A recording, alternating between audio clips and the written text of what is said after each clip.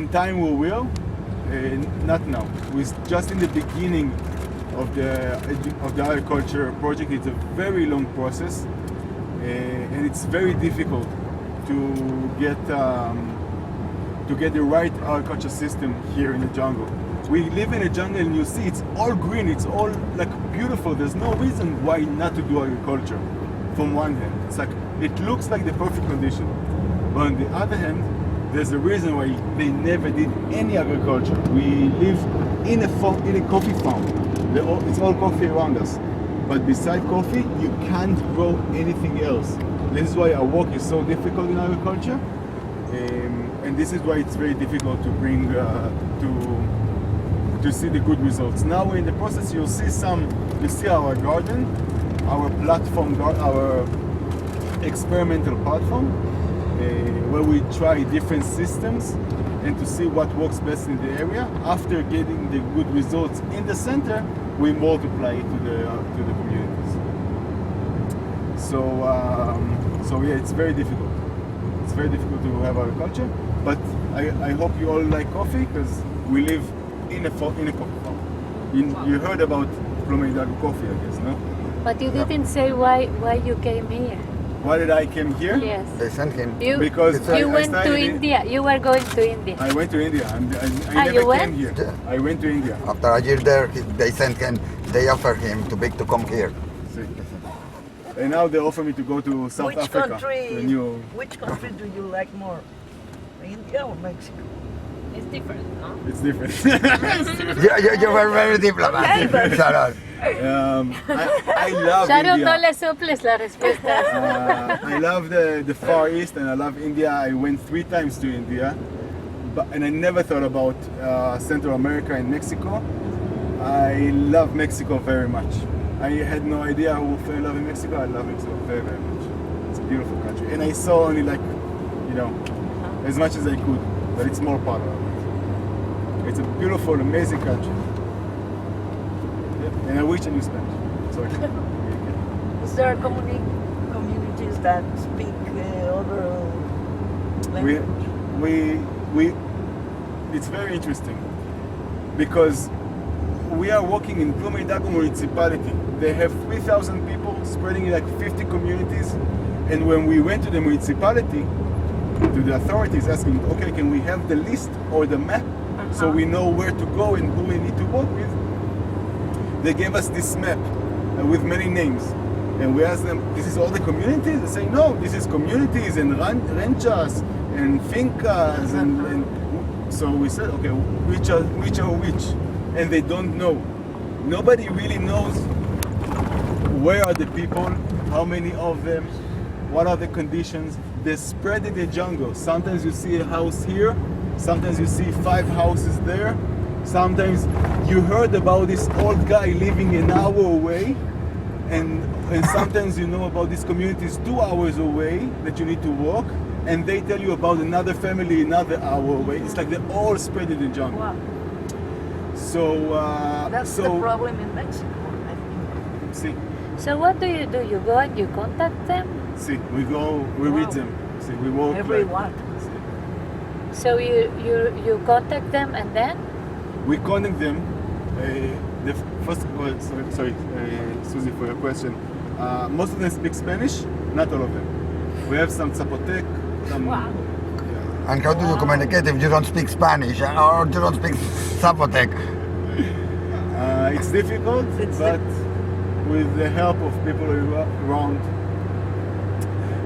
Our first step in the project, in the new project that we established a year ago, the first step is to map the map to map the area, to know what we're dealing with. We're still doing it. We thought we were finished by now, but because there's a family over there and there's something over there, and like we're still mapping. So it happens a lot that we go by foot on the trail, waiting to the house, behind the trees to see whatever it is. And we have questionnaires of our culture, health, education. But they know what is a Jew. Sorry? That the Jewish people exist. They No. know. They No. don't know. And the first In Oaxaca, yes. in Oaxaca, In Oaxaca City, there's some Jewish community. Maybe in Oaxaca City, but here But they have here no they idea. They no never heard of idea us. that we exist. And in the beginning, you can imagine those gringos coming from the other side of the world want to help us. Doesn't not really convincing. They thought we were coming to kidnap the kids, to change the Christianity, whatever. It took very long time for them to welcome us. How Today it's very different. But How did they receive you? in the beginning, Yes. a lot of suspicious. Uh-huh. A lot of suspicious. You can imagine. It's very difficult. Yes, they thought you're coming for them for that land.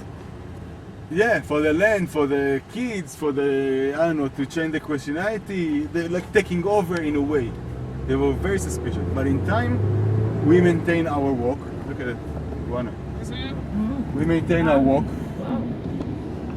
And in time, they open up more and more for us. And they heard about, they help this community, and they help this family, and they work with, you know how they like communicate with each other. The word gets spread. How do you help them in each of when you go to their houses? That's what. First of all, you'll see in the health project, we're providing water filters. They usually don't drink clean water if they even drink water. Oh. And What do they drink? Coca-Cola? They drink. Yeah. How do you call it? Like, see, the juices. Jarritos. What O is it? sea, Jumex? Chaparrito. Jumex, See, chaparrito. see. chaparritas. Or they don't drink. The They health don't. conditions here are very, very difficult. We're talking about absolute poverty here in Pluma Hidalgo.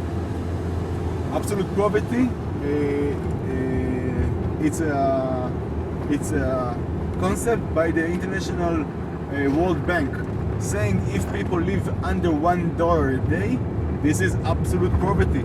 It's not the same as Mexico City. This is relative. Extreme. Extreme. In Mexico City, it's relative. Relative to the people in Mexico City, the people on the street are poor.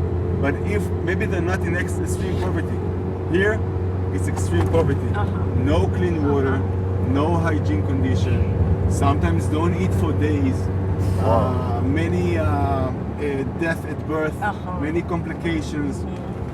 Education system, very low achievements.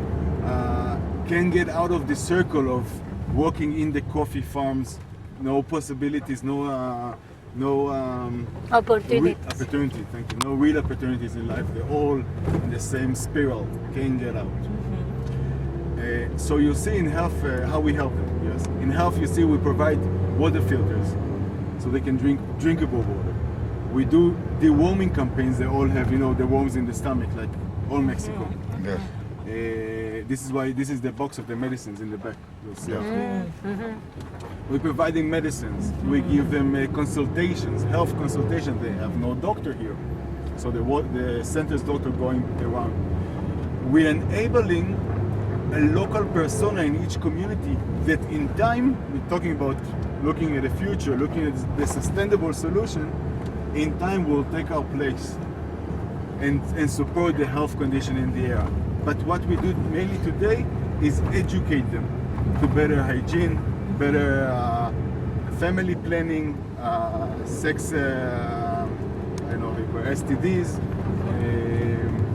the lousing, for the kids, the opos, blood pressure, nutrition, everything we can help today, providing the campaigns, providing them the education that will help.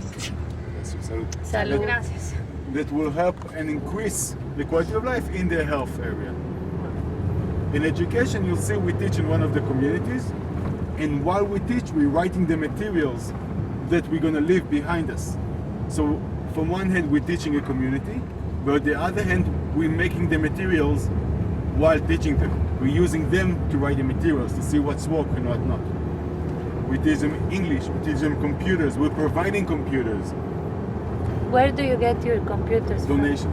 Donation, the camera, zoom in, donations. Excuse me, I didn't hear. We didn't hear.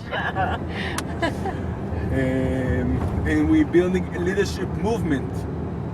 We're working something that works very well in Israel. I don't know if like leadership movement, I don't need to tell you. And also in Jewish communities.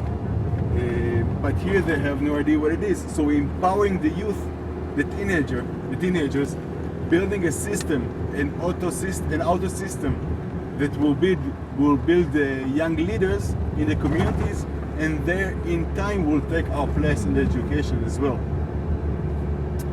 And we teaching in high school English, and we give them many informal methods, and we bringing the Montessori system here as well. And this is like in big scale the education. And in our culture we work in our experimental farm in the finca in the center, and in time we copy the same system to the local communities to provide the continuity of the agriculture systems in the area. I don't know if you know, but everything for now it's like very easy to tell you the story and you'll see, but everything here is really a struggle. It's not easy to convince the local communities to cooperate and to do some effort. Unfortunately, they're not really willing to help themselves. I would say they need like a real push. They think their life is good. They have no complaints. So it's a lot of process to get them involved and let them and make them, talkative, and to communicate with us and to tell us what they really need and to work together. Do you have any help from government, Mexican government? We're working very close with the local municipality, very, very close with them. We have connection in Oaxaca State also, and some universities and organizations, not in Mexico government, but in the state government, yes. In DIF,